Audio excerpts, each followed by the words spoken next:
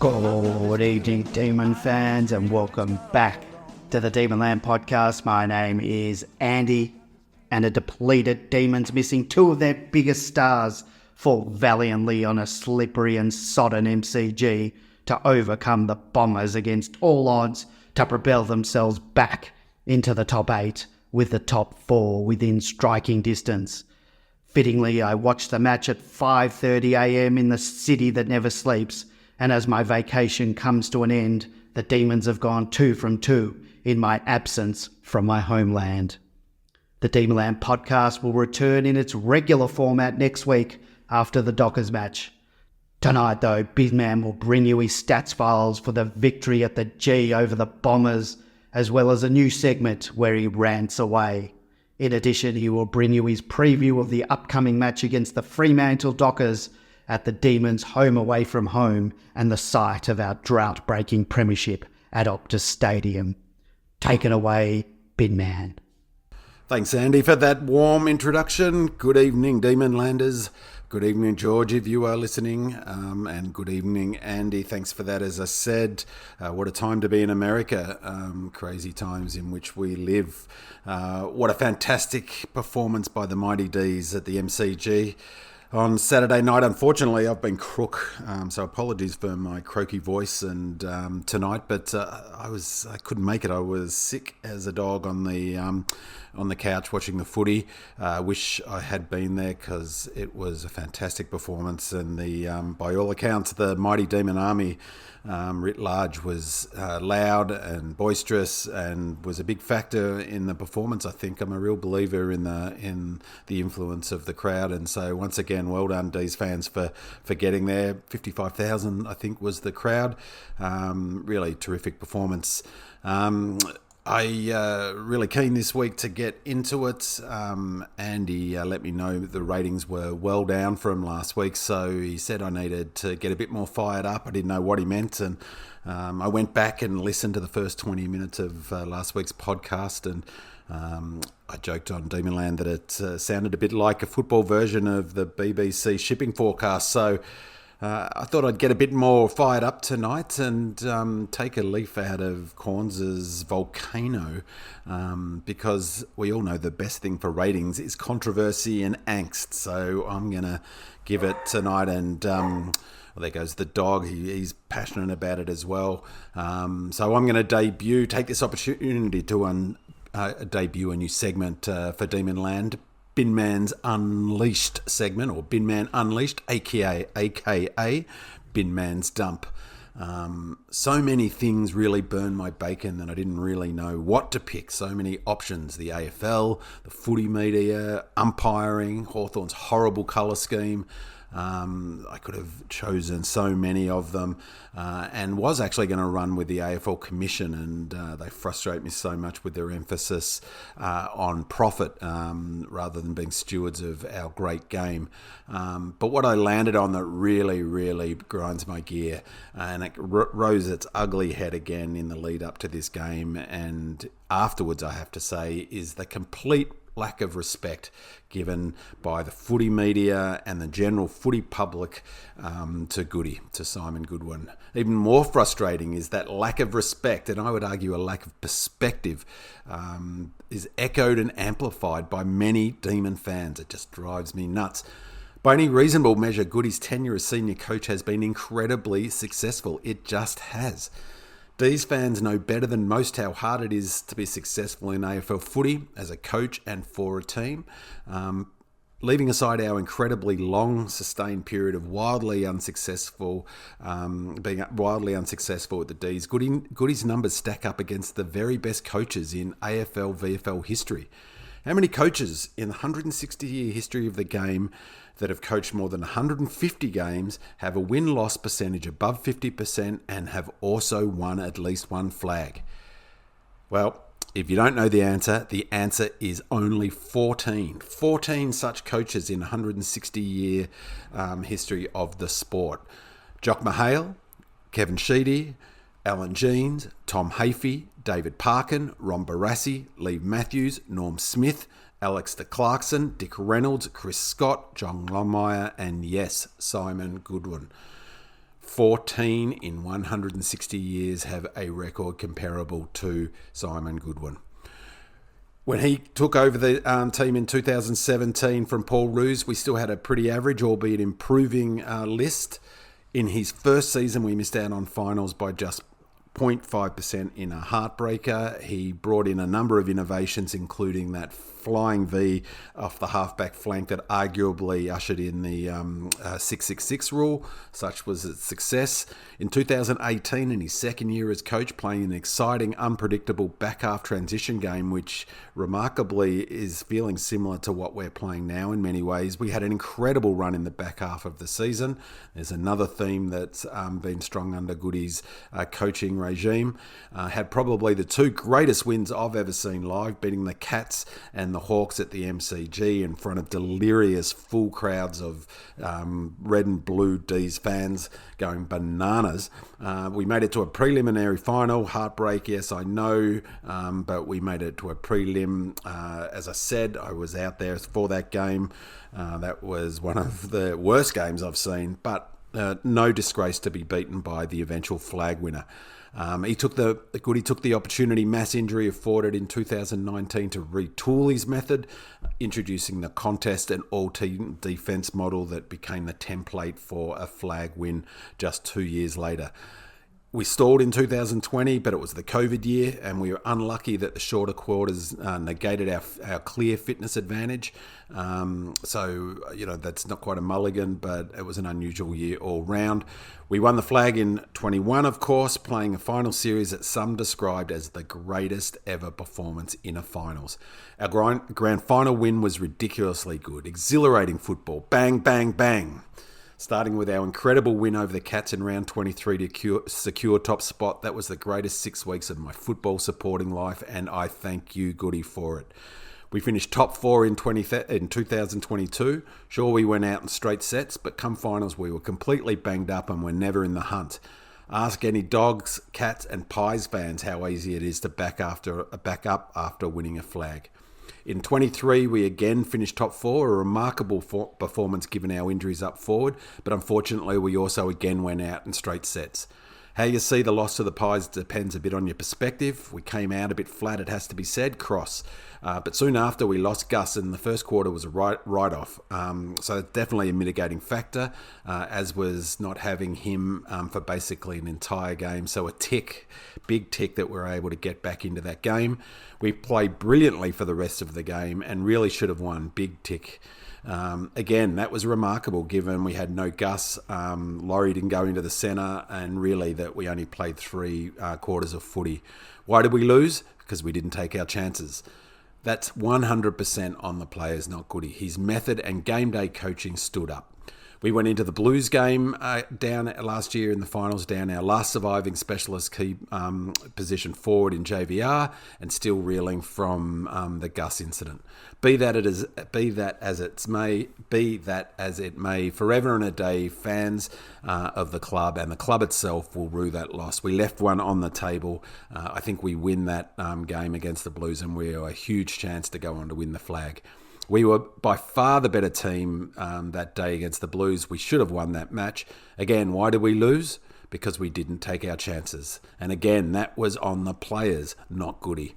Goody's method and game day coaching stood up in a big game again. The players didn't.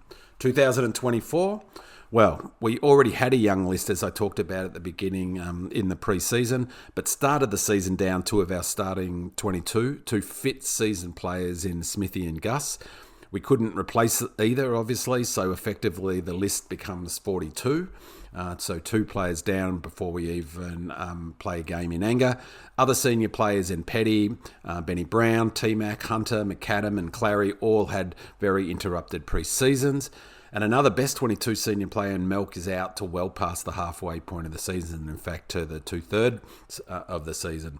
The first third of the season, we were given an insane schedule with lots of travel, 2 byes and 2 5-day breaks. We lost more senior games when Benny Brown is a bust fitness-wise, Hunter ditto, May gets his rib broken, Salo out for 5 weeks, Clary has hand surgery, and Lever out for 5 weeks.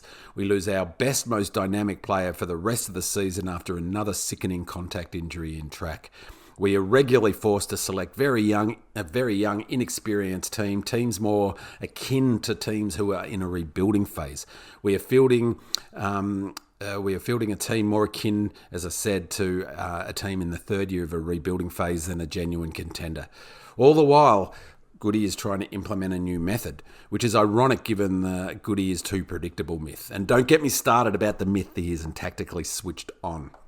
He tactically, in this game just gone, he tactically schooled one Scott after schooling his brother earlier in the season when we beat the Cats, not to mention schooling everybody's tactical fanboy, Sam Mitchell. We had the off-season from hell, multiple senior players injured, down 2 of our starting 22 and down 2 on our list. And with 2/3 of the season gone, we're in the top 8, only 2 points from the top 4. And despite the wailing of the henny pennies in this season, about this season, we are right up to our ears in it and a good chance to go on to win a flag. Objectively, that is bloody impressive, as is 𝗟𝗏's overall coaching record. Facts are facts. Now, the lack of respect that I'm talking about could be seen in full force in the lead up to the game this week regarding his non-selection of a specialist ruck. Listen to 𝗟𝗏's answer to another inane question about our forward line in his post-match presser, which I will play ahead of the stats file after my rant.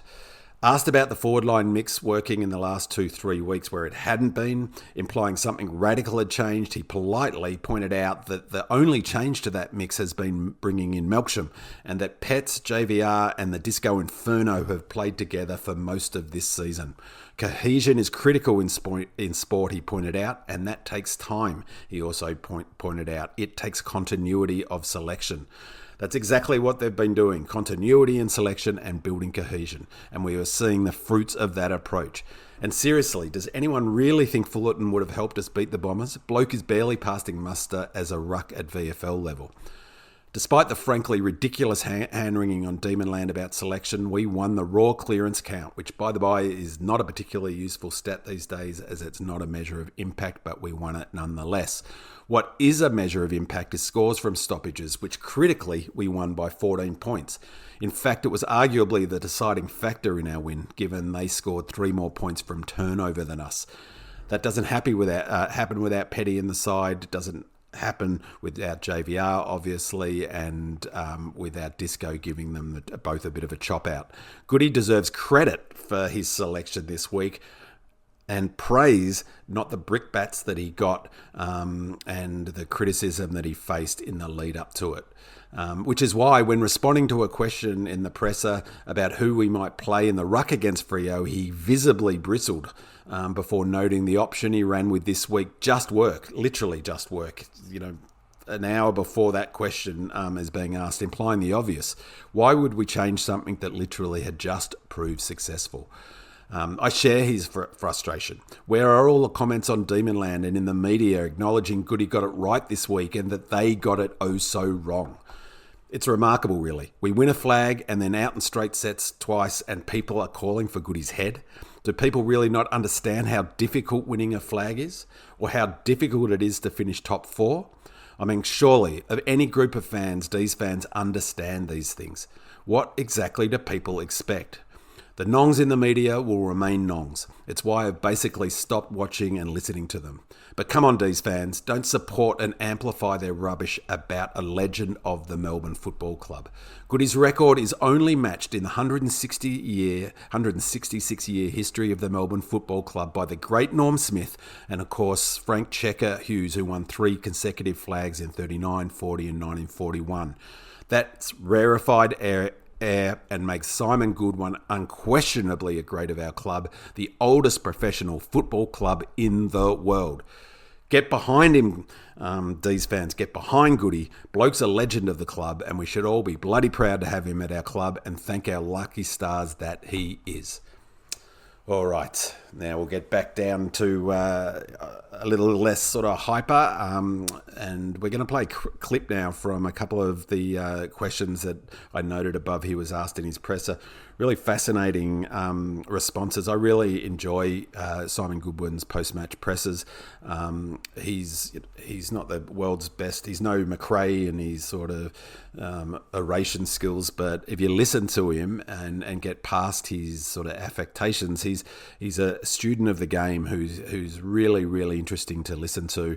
And so the questions about cohesion in sport, or his answer about cohesion in sport's a really interesting one. And also, as I noted, that discussion on the forward line, the potential selection mix next week against 𝗟𝗏cy and Jackson. So, Andy, if you could play that clip right now, that would be great. I feel like you found something in the last fortnight with your forward mix, maybe a bit smaller, a bit more mobile. Has that been a noticeable difference? I think what we've found in the last probably 8 weeks is we're just starting to build a bit of cohesion. Obviously, Melksham's the only real change that we've had to the front half of the ground, but we've been able to play Turner, Petty, Van Rooyen and Fritsch together for a good chunk of games now. Which is, cohesion's big in sports. So just to be able to play that group together, you can see them starting to evolve and grow together, which is exciting for our footy club. It's been an area of the ground that we've wanted to keep working and getting better at. And we think we've got some tools and mediums that can win the ball in the air, but also at ground level.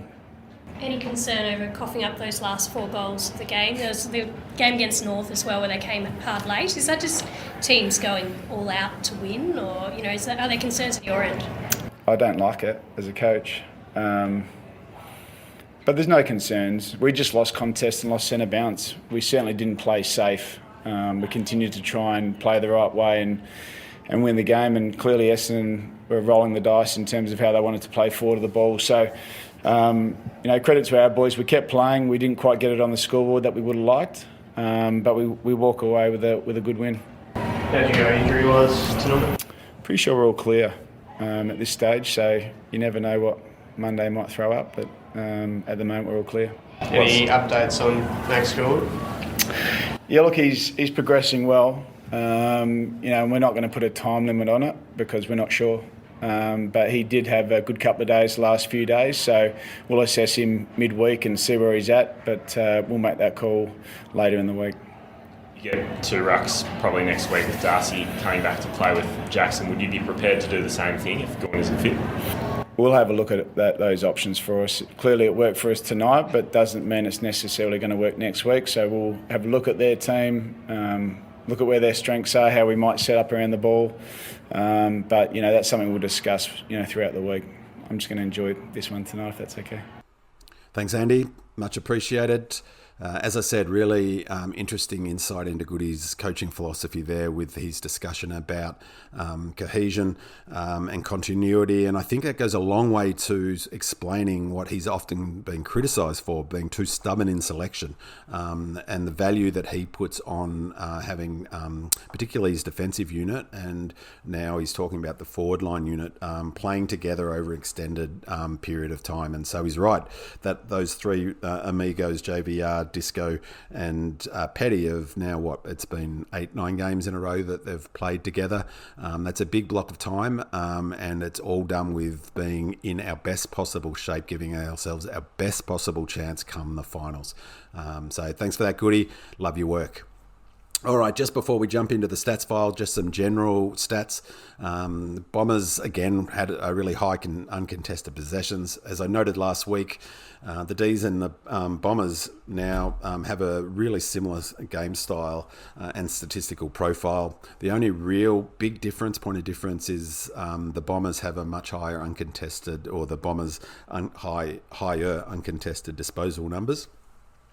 And we saw that on Saturday night with the Bombers having 45 more uncontested disposals, which is interesting on such a wet night. Most of them, 30 of them, were handballs. They had 30 more handballs than us. And we saw what they were trying to do with them in the first quarter. Chain out from stoppage, create overlap and get behind us and get those goals out the back. And it has to be said, it worked pretty well. The rain made that tactic harder to execute, but as I'll note later, there was also some interesting tactical responses from Goody that blunted the effectiveness of those sort of handball chains. I thought they were pretty impressive in that first quarter, which I'll get to in a sec. The second stat really I wanted to touch on was the kids are all right redux. Melbourne, as I noted before, in Binman Unleashed, is how young our list is this year, but also how young the teams that we're putting out in for the last 6 or 7 weeks are. In this game, our average age was 25.3. The Bombers' average age was 26.2, and remembering the Bombers are on the rebuild phase in what may be the third year of their rebuild phase. So the average age of our team that ran out on the weekend, 25.3 to their 26.2. Average games, the D's 107.8. 114.8 for the Dons. So they had a significantly more experienced side. Caddy was the youngest player on the field at 19. We had the next 7 youngest. The Bombers had 3 players with 50 games or under, and we had 7. It really is impressive, and I think it's important for us to factor in that youth, how young our side is, in terms of how we assess where we're at. So, for instance, our running out of gas in that last quarter is to be expected to a degree, you'd think. Player ratings, it's a really important number, the player ratings. It's a excellent, probably the best, to be honest, sort of measure of performance. I thought this was brilliant. The highest rated player by some margin on the field was 𝗍𝗲 in his 150th game. What a brilliant performance by the young fella. His predicted rating coming into this game was only 9.8, and he had a rating in this game of 23. Anything above 20 is considered like a super elite game of footy, and he was enormous. And in fact, I said to someone during the week that I've found myself sort of underestimating or underrating how good he is. So seeing the highlights for his 100th game, I should say, not 150th game, really was a great reminder of just like how freakishly talented this young man is, and his footy IQ is totally off the charts, just nuts. Our second highest rating player was Nibbler, 15.6. That's about his season. It's a bit above his season average, but really he is, just a heart and soul player. He was terrific on the weekend, and he's just quietly putting together a great season of footy. Riv and Frida were equal third with 13.3. Great games from both of them. Really important game from Frida, who's faced a fair bit of criticism in the last few weeks on Demonland. Excellent performance. I thought his sort of attack on the marking contest was really important. A number of goals were created by him, making sure that the ball came to ground. Windsor was next with 13 rating points against his predicted rating of 7.7, and then 𝗟𝗶𝘀𝘁𝗲 with 12.7 against his predicted rating of 9.8. The kids really stepped up, playing games well above their predicted rating. So brilliant leadership from them. And just a comment about 𝗟𝗶𝘀𝘁𝗃, what a performance. So all the stats have got some sort of, none of them are conclusive in of themselves. You've got to look at the whole package of stats and sort of triangulate them. So I would have given him a higher rating than 12.7. It was a fantastic performance. What it doesn't pick up is what he completely shut their sort of potentially most damaging player in Skinner. I thought he schooled Skinner, embarrassed him. I could not have been more impressed. His time and space, he's just got that thing that best players have, which is an ability to make good decisions under pressure, and that sense that he's got more time than those around him. I think his upside is enormous, and I think we'll be talking about him within a very short period of time up with the 𝗍𝗀𝗀𝗁𝗍𝗂𝗍 of this world, and he is a legitimate star. As I noted last week, I love having AMW in the side too. His pressure, I would touch on that in a sec, has been first class in his 2 games so far. But I think he's really important because it allows McVie to play higher up the ground, and when you get him up higher up the ground, he really can start hurting oppositions with his ball use. Fantastic performance from the young players again. I think it's important to note, thinking about this game, that the Bombers were in fact pretty impressive.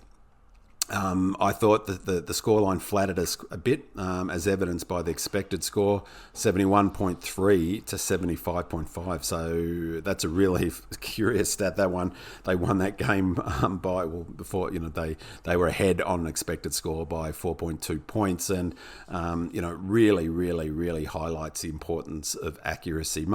Some of that was their inaccuracy, but really we were plus 12 on our expected score because we've so accurate. You get 𝗙cie 𝗹𝗯𝘀𝗁 kicking it from outside 50. Those long bombs, that's probably only a 30-70 kick for, and he slots it ditto for Melksham from the boundary on that, turning it around the body. Some brilliant kicking, and really you cannot overstate how important accuracy is in footy. I thought Mackay was terrific for them, as was Ridley. Their defence has improved out of sight, though probably still give up too many slingshot goals, but that's really a function of how they structure up and play. They look to create that opportunity. They expose themselves to the slingshot goal, and we were good enough to hurt them on the turnover. So impressive from us from that perspective. Corbell looks a player, and ditto Martin, he looks a gun. I thought we did a really good job negating Merritt, but he's a total gun. There was one sort of defensive failure early in the first quarter. The first goal, I think, that they kicked, where Nibbler must have handed off, and whoever he handed off to, because Nibbler ran with him for the whole game, whoever he handed off to didn't cover Merritt, and he was all by himself out the back of a contest, and he kicked inboard for a beautiful kick to set up their first goal. But after that, I thought we did a brilliant job of negating him. As I said, 𝗏𝗏 was the highest rated player on the ground, but the next three after 𝗏𝗏 were Bombers: Martin, Mackay and Ridley. But having said that, Skinner was schooled by a kid in Judd McVie, who's still only 20, and I thought Skinner did some really selfish things, a couple of shots at goal which just weren't on. He would be such a frustrating player to have in your team. That's really poor form from a senior player. One can only imagine the reaction by some Demonland posters if Cox was a demon. Some pretty soft efforts from him. And those of us who would like the D's to show some more niggle, and Andy, I'm looking at you here, they would have been well pleased by Langers, Colton, others getting stuck into Cox. And it feels a bit like the unsociable D's are back. I reckon they made some all of the talk about us not going in with the ruck and the pre-criticism of Goodwin for that decision. I thought they had a bad night at the selection table. They went way too tall on a wet night, as evidenced by subbing out 2 metre Peter. When was it? It was halfway through the third quarter, wasn't it? So I thought, you could argue they lost it at selection by running with such a tall team. Having said all of that, the Dons are definitely tracking in the right direction, I think.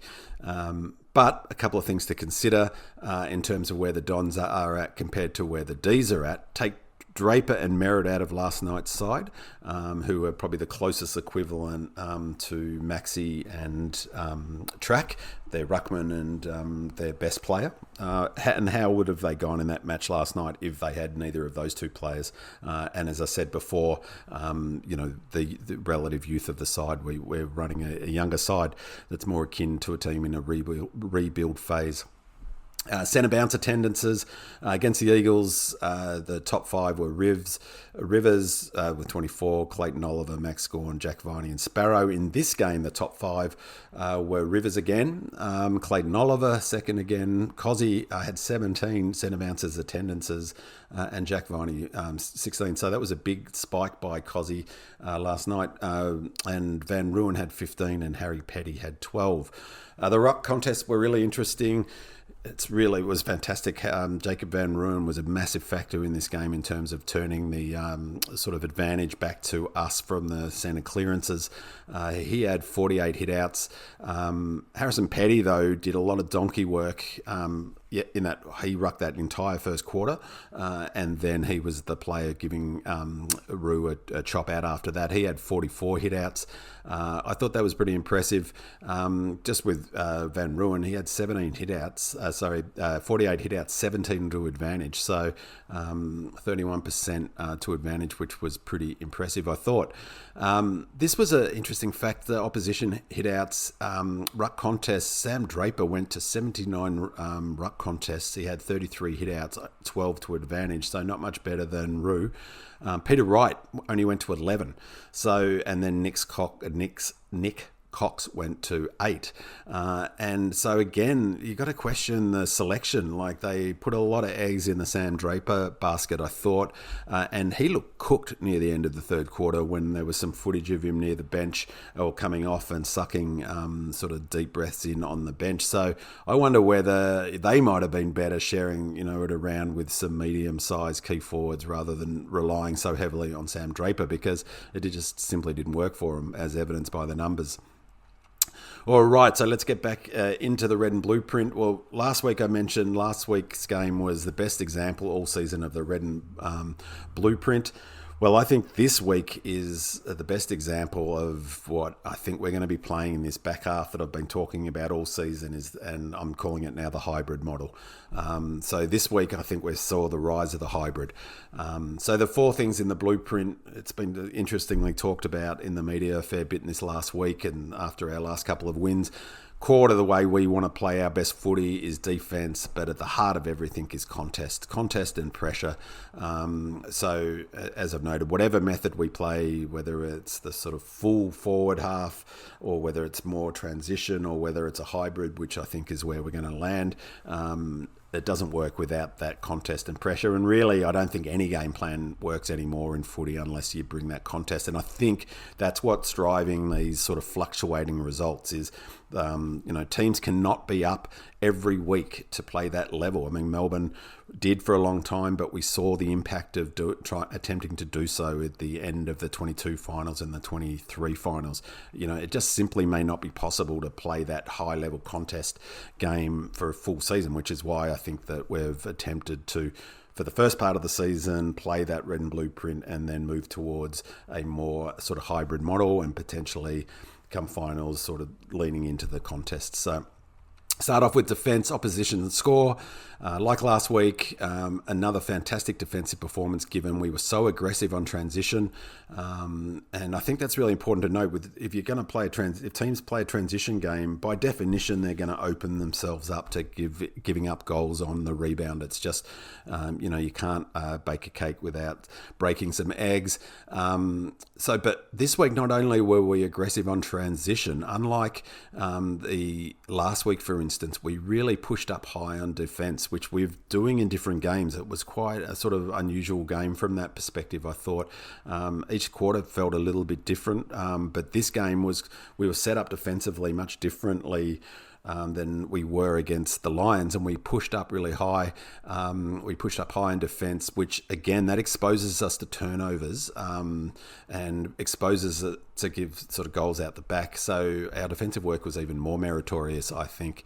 That said, we were really lucky not to have conceded more in the first quarter, and I thought our structure looked a little wobbly again, as evidenced by those out the back goals that we gave up, which we hardly ever do in times past. But that's what you expose yourself when, particularly if you combine a transition game with pressing up your half-back line and your defenders really high up the ground to compress it. The key to our defence is not our back seven, though. It's our all-team defence. Just on that last point, I think that their late flurry of goals shows how hard it is to defend transition, particularly when setting up so high, particularly if your sort of pressure drops off just even a little bit and your running power drops off and your ability to spread and cover the outlet. So which goes to this point, the key to our defence is, not really our back six, or partly it is, but it's our all-team defence, which in addition to players having the discipline to play their roles and to get into the right spot structurally, Petty and Sparrow, for example, our all-team defence relies on being able to spread, cover the ground and work hard to get to the mark and stop them play on, which I thought was a deciding factor in this game. We after that first quarter when we couldn't quite contain that, we did a great job of stopping them moving it easily end to end. As I said, so I thought we were a bit off defensively in the first quarter, but we really worked it out thereafter.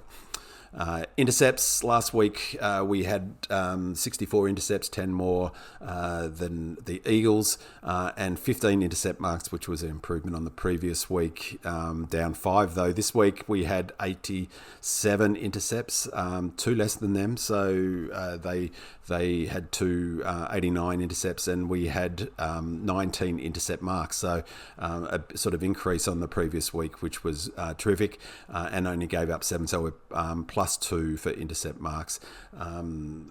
Plus intercept marks, it felt like Mackay got all 17 of those intercept marks. There was a period there where we could not stop him marking the ball, which was a bit frustrating. Marks inside 50. Last week we took 21 marks inside 50 to the Eagles 15 +6. This week that was flipped, -5. They took 13 inside 50. I'd be guessing, but I think a big chunk of them would be in the first quarter and in the last 6 or 7 minutes. But we only took 8 marks inside 50, which was curious, I thought. And, perhaps it was to do with how we were playing. We got our chances out the back, but not many of them were marks. But we were definitely playing a sort of contest pressure game. So speaking of which, the contest and contested possessions, we 129 contested possessions last week for +25. That was awesome. Well, this week we had 142 contested possessions. The Bombers were impressive on this front, and I think it was interesting. Scott mentioned this, that he thought their contest was better than the pressure numbers sort of indicated, which was an interesting comment. And it does sort of touch on, the sort of limitations of the pressure numbers, particularly if you only look at them sort of in isolation. But 142 contested possessions is super. Just a reminder, possessions are different to disposals, and they make up all sorts of things, possessions, but possessions are often confused with disposals. Disposables are kicks and handballs. Possessions are ground ball gets. There's a whole bunch of things that make up possessions, but 140 contested possessions. 142 contested possessions, super impressive.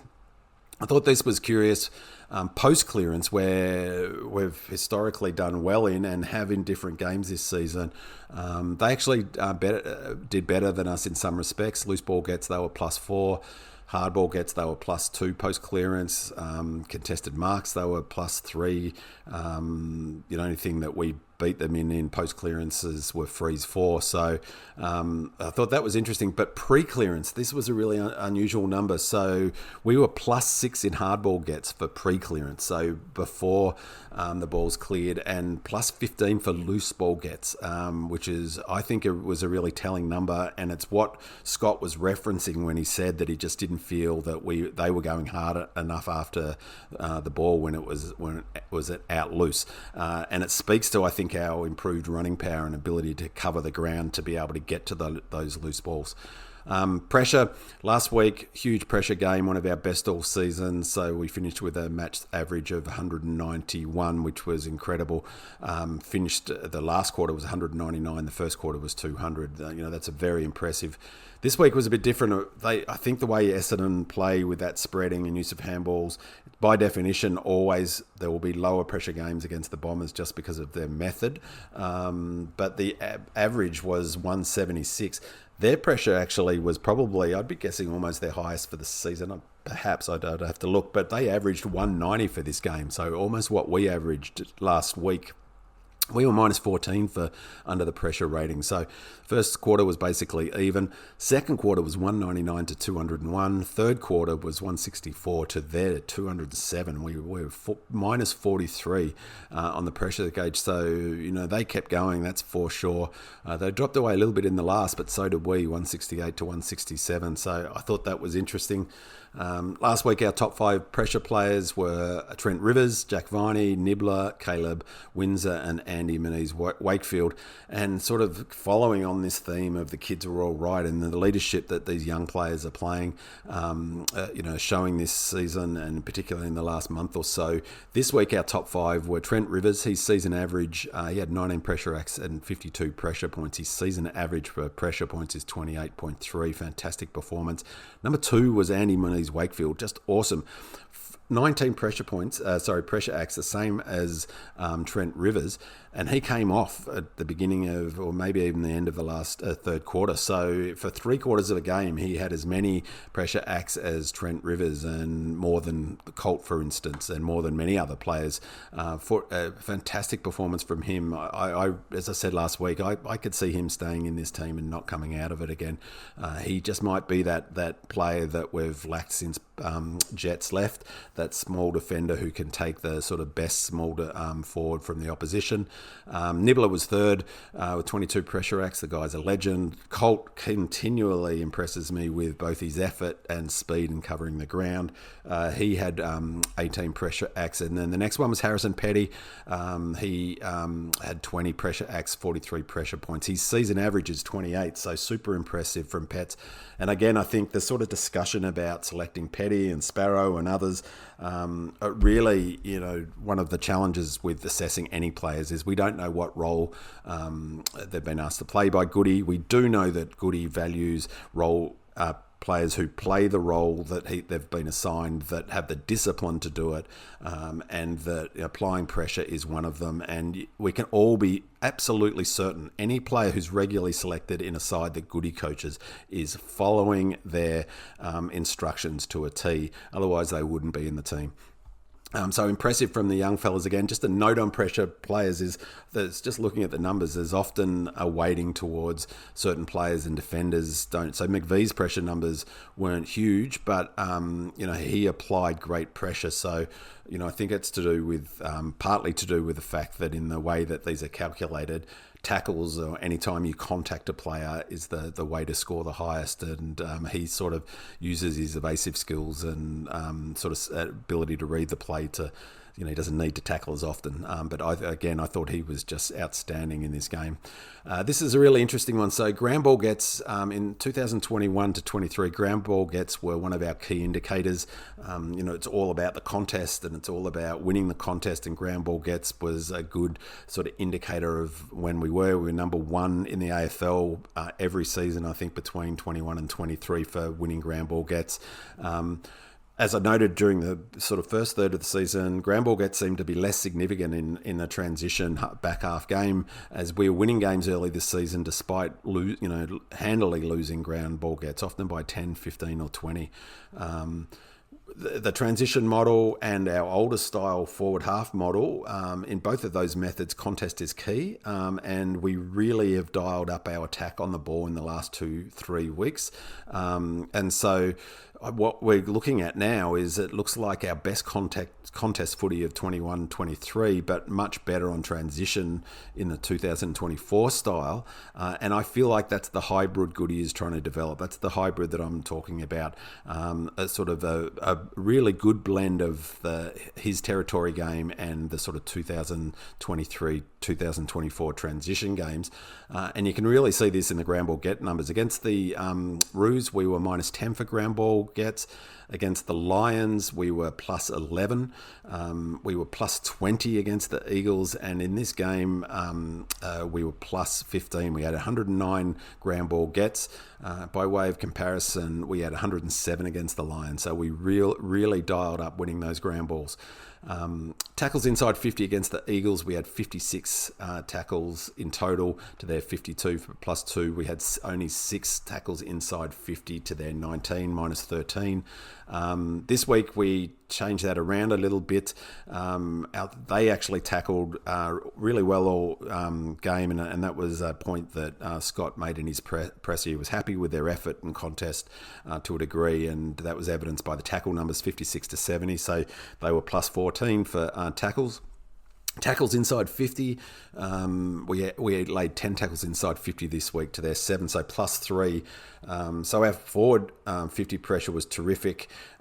Big tick after last week. Disco and Colt led the way with tackles inside 50. They both had 2 tackles inside 50, which is terrific for 2 young fellas again. So again, those young players really standing up and being leaders. And I just loved, speaking of Disco, I just loved the way he thumped the ball. Like their big boy kicks, those 2 ones that he launched, particularly the first goal that he kicked from outside 50, really dead straight and good leg on him. Clearances, this was the big talking point. We're going to get smashed in clearances, goodies. What is he doing? Jesus, we need a new coach. This is ridiculous. But what happens? Well, as I noted, that the raw numbers are less sort of relevant these days in terms of centre clearances. Against the Eagles, we were down 10 for centre clearances. Remember, this is with _Maxi in the team, and +5 for stoppage clearances. With no Maxi in the team and running with Petty and Van Ruin and a little bit of a chop out from Disco, so no Maxi, we were +3 for centre clearances. These are just the raw numbers, and +9 for, we had 9 more stoppage clearances than them. This despite the fact that they had 16 more hit-outs than us and 4 more hit-outs to advantage. Really impressive on that front. Jones, who I really sort of have to admit that I don't enjoy his commentary at all. He noted that we brought an extra to the stoppage. It's not clear if he meant one more than Essendon, or that he meant one more than we usually do, as our normal routine is to have one less player at the stoppage.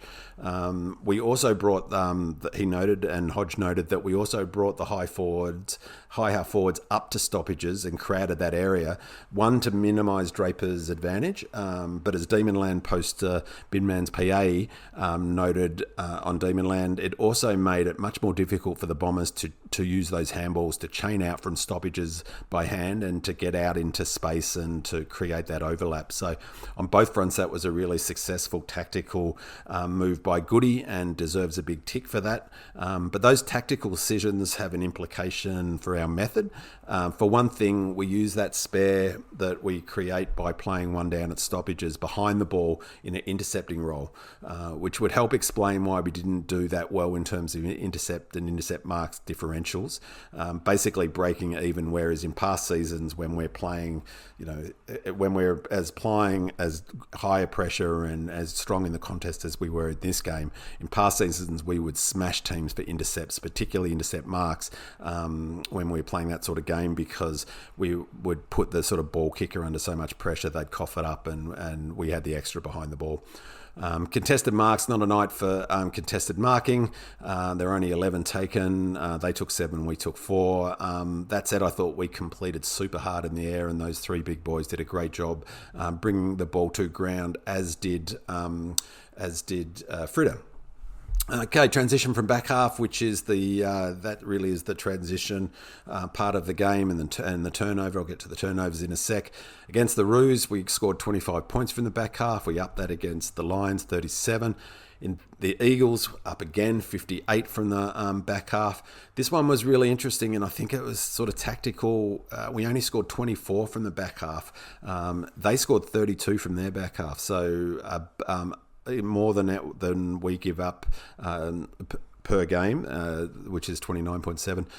Was quite, that's a curious number that we only scored 24, but I think that's a function again of how high we pushed up our half back line and our back line. So if you look at the numbers for where we scored from the scoring region, that you can look on in the stats file thread on Demonland, put together by a Wheelo rating. So, and the Wheelo ratings, by the way, is where I'm getting all of these numbers from. I really urge anyone who's interested in stats and data to download the app and use it. It's a really excellent tool, really navigable, really easy to compare and to sort of pull out numbers that you want to do. But in that stats file on Demonland, he puts up also the scoring chain region, and we got a big chunk of our scoring from the middle. So that would again emphasise that sort of the benefit of pushing up high against the ground. Pushing up high then, of course, exposes you out the back, which is why I think that we gave up 32 points from their defensive half. Sources. So this is a key one, and turnover, the game is all about turnover now. And so this was an area that clearly we came into the season looking to improve. Our turnover scores against the Roos, we scored 33 points. They scored 46, so down 13. Against the Lions, down 8, 39 points to 47. Against the Eagles, of course, as we talked about last week, we completely obliterated them, and that's where we won the game. We're plus 56 from turnover in that game, 79 to 23. But in this game, we were down 3 for turnover. So as I say, a big part of that was giving up those goals out the back. I thought we were lucky not to give up more in the first, and then we gave up those junk time goals in the last, which was super frustrating. I think most of them were on turnover. So Goody wouldn't be thrilled with that, but it was obviously, as I said, you have to be prepared to give up points on turnover if you're going to be playing a turnover game yourselves, but also if you make a tactical decision to be quite aggressive where your defensive line sits. So that was a big factor, but the deciding factor in the game was stoppages. So, increasingly, I said during the first third of the season, I had an asterisk on the importance of stoppages and centre bounces, and sort of made the argument that they're of limited, importance this year with this game at the red and blue print. But as we move towards a hybrid model that is more contest focused, I think, same as ground ball gets, they're coming back into focus being super important. And so scores from stoppages were 1 from centre bounce, 1 goal 1-7 to 1 goal zip 6, which I think was in that last quarter, that second goal that they got quickly. So +1, but around the ground, so you take it away. So we did a great job of negating. Remember, this is Draper. That was the whole point. Draper was going to kill us out of the centre. They could only get 1 goal, and that was deep in the last quarter from the centre bounce. So we did an awesome job. 𝗟𝗶𝘀𝘁𝗃 deserves credit for their structures and the way we minimised their advantage from the centre bounce. For them to only get 1 goal from a centre bounce was awesome. We were +13 from stoppages, so 3-3-21 to 1-2-8. So, big credit has to go to Petty and to Disco and to Roo for fighting so hard at those stoppages, and also to Goody for that tactical setup that I mentioned before in terms of the high half forwards coming up and bringing an extra to the stoppage. So finally, in the stats file, fitness, huge factor, as expected by our pressure, as I expected, and as evidenced by our pressure and all-team defensive running and spread, and our sort of the way we're really pushing up to stop the overlap, which is, I really love that, getting across the man the marks, stopping them moving the ball with ease. We are looking so much closer to our optimal shape. We gave up late goals again, which is frustrating, and was certainly frustrating for Goody, as he mentioned. But I'm not so sure that we ran out of gas.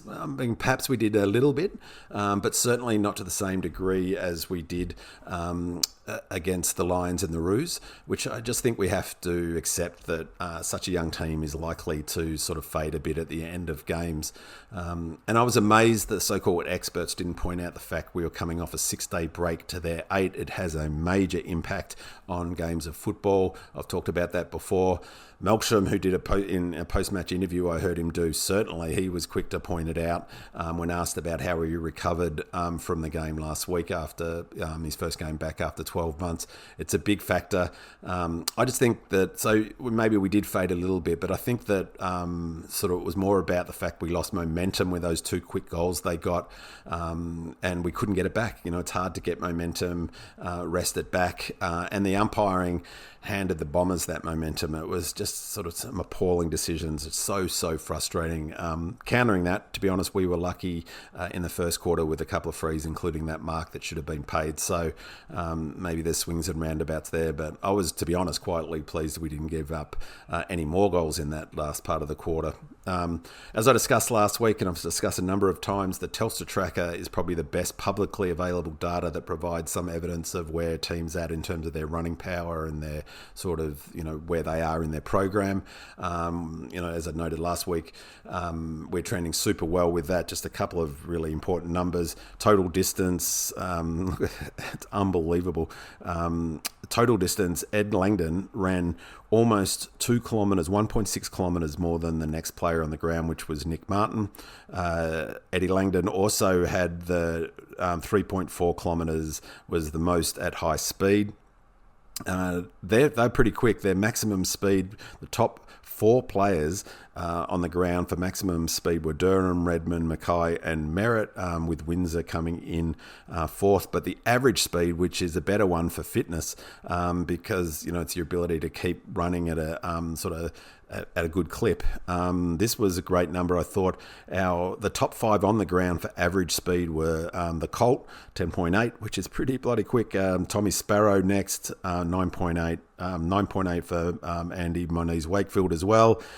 Jake Melksham, average speed 9.5, pretty impressive for a fella coming back from an ACL. And Cade Chandler 9.4. Total sprints was really interesting. Nick Martin had the most, 28, but it's the repeat sprints that show work rate. Again, this was a mixed bag. They worked hard. I thought Langford was equal with Sparrow for repeat sprints, number 1 and 2 with Windsor 3. Work rate is the one that they look to a lot in the AFL in terms of this is the one that really gives an indication of fitness. Average speed in attack, again, Colt was number 1 and Jake Melksham was actually equal first with 10 kilometres average speed in attack. And that means when Melbourne have got the ball, so when average speed in attack's when the team with the ball has got the ball. And Moniz Wakefield and Tommy Sparrow. So we had the top 4. This is the big one, though. Average speed in defence, which is defined as, average speed of an individual player while the opposition has possession. And this is the one that they really look at. Really good evidence of where a team's at fitness-wise. The Colt, well on top average speed in defence, 11. This is that spreading and getting across the mark that I was mentioned. Andy Moniz Wakefield 9.6, Nibbler 9.3, Cade Chandler and Tommy Sparrow. So again, the top 5. We see us being top 5 in that, I know we're in good nick. And just finally, a couple of things on that front. We ran 8 more kilometres than them in the match, 298 to 290, which is no small thing in a game of 48 kilometres. Doesn't sound much, but it does to me. Try running 8 kilometres. That's a big differential, particularly against a team like the Bombers, who pride themselves on their ability to spread. That's what their game plan's about, is trying to beat the opposition through run and sort of carry. So that was impressive. High speed, 42 kilometres at high speed to their 39. Sprinting, we had 258 total sprints to their 232. Again, that's a big number, 26 differential. And repeat sprints, this was important, 26 to 18. So really impressive performance by the Ds from that perspective in their work rate. Just finally, I heard Goody say that the youth of the team is a factor in how he wants them to play, or I guess how they can play, which makes sense given even with no Gus or Smithy, we still have a core of excellent senior players who are strong in the contest and hard at it. But we also have young players like McVie, Windsor, Colt, Bowie, AMW with good wheels that we want to get out into space. Fortunately, those players are all hard at the contest too, but we want to be able to use them, and we don't want to be able to, we can't smash them all the time in the contest. They just won't make it. So that said, even with a hybrid model being perhaps less contest heavy than the sort of model that we've had in the past, they're still super taxing, and particularly for the young blokes. And so I think it just must be an incredibly tough challenge to get the high performance program right. And for me, that challenge is almost the most critical part of the puzzle in the next 2 or 3 months as we look towards the finals. Can such a young team sustain that full-on intensity that the contest game demands? I think that's going to be a key question, and as I say, a really big challenge for the high performance program to get that right. Alrighty, so quickly, we'll just look at the Freo game. The selection, short version, no changes. I watched the Casey game. Some highlights, I think, for me was Benny Brown. I thought he looked super agile, super mobile. It wouldn't shock me if, we haven't seen the last of Benny Brown, and maybe he might come in late in the season and like he did in 21. Goody's a real student of history, and I think that if you look at what he's done in the past, it's a very good pointer to what he might do sort of moving forward. So I don't think there will be any changes. There wasn't really anyone banging the door down.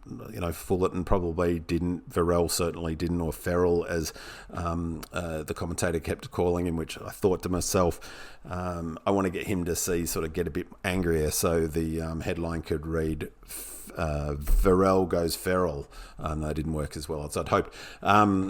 But I suspect we'll stick with JVR, Turner and Pets this week sharing ruck duty.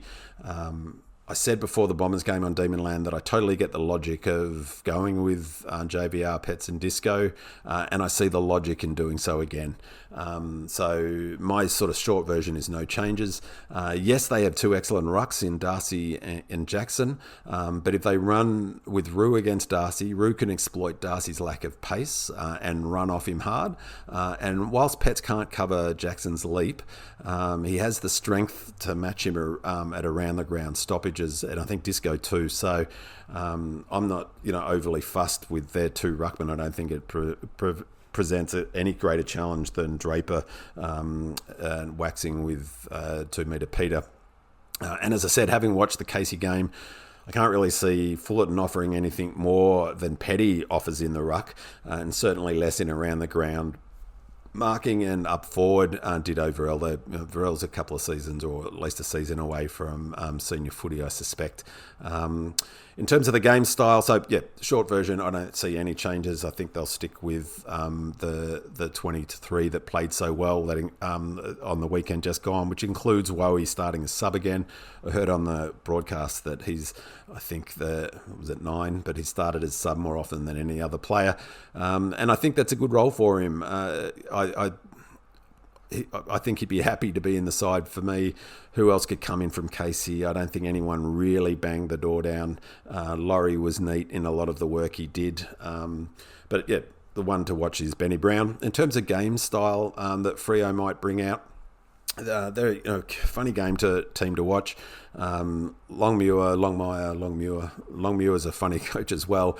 Had to laugh watching him do a presser last week. He looks like the way that they've got his clothing, his Freo clothing, he looks like an extra from Star Trek.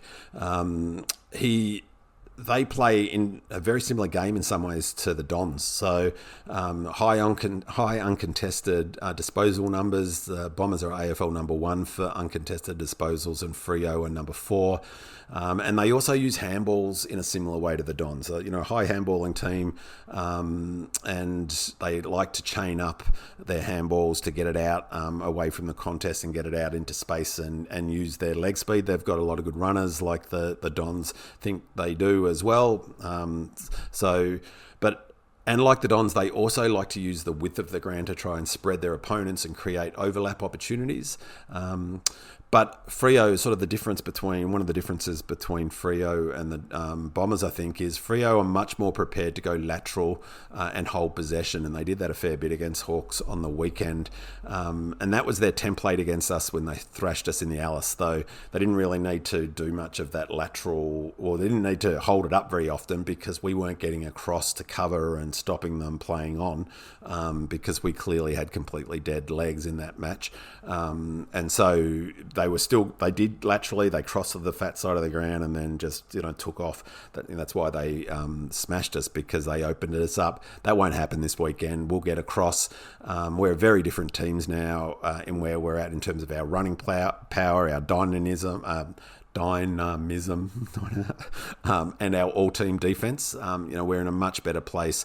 We're running on top of the ground. We will get across to stop them playing on. And so we'll be more than happy to let them laterally kick back and forth and hold onto the ball like they did against the Hawks. The Hawks were more than happy for them to do that as well. It was, I thought it was a strange game tactically from Freo on the weekend in that loss. We'll let them do that all day. We'll let teams do that all day, because that just means we can get our defence set. I think we'll use very similar tactics as we did against the Bombers to make it more difficult to chain out of stoppages, to negate Jackson and 𝗟𝗏𝘀𝗀𝗃, to make it difficult for them to get those handballs out, to create overlap by doing what we did and creating congestion around stoppages, bringing the high half forwards up to the stoppages, applying intense pressure on the ball carrier.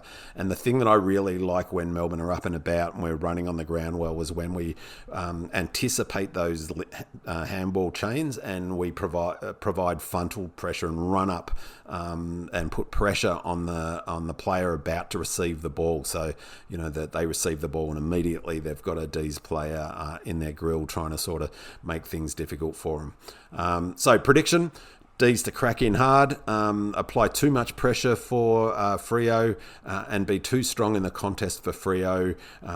Don't believe the hype. The test is for Freo, not for Freo's credentials as a real contender, not for Melbourne. Don't worry about each game is a litmus test palaver. This is a litmus test, contradicting myself, for Freo. Let's see whether they can maintain it. We love this ground, Optus Oval. This is where we won our flag. This is where we won that great prelim against the Cats. A lot of good memories at this ground. We've got an 8-day break. They will plan it to a T to be as fresh as possible. They've got the time to do it. The 8 days important because we take out a day for travel, so they'll be able to do their normal routine. They won't need to change it because of the travel factor. They'll be able to travel on the 7th day.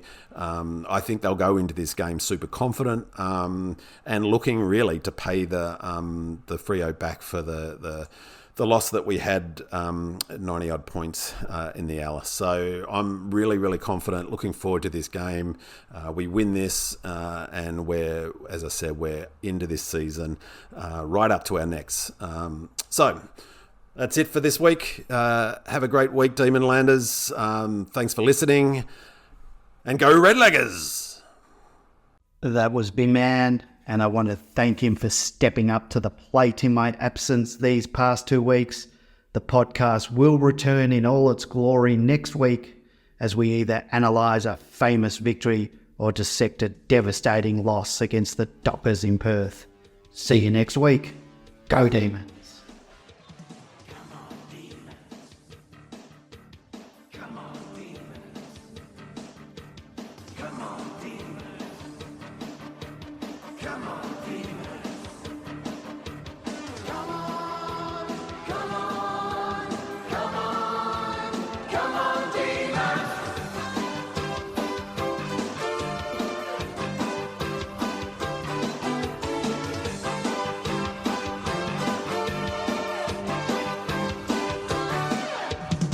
I've got this feeling, I know it's real, it's got a hold on me.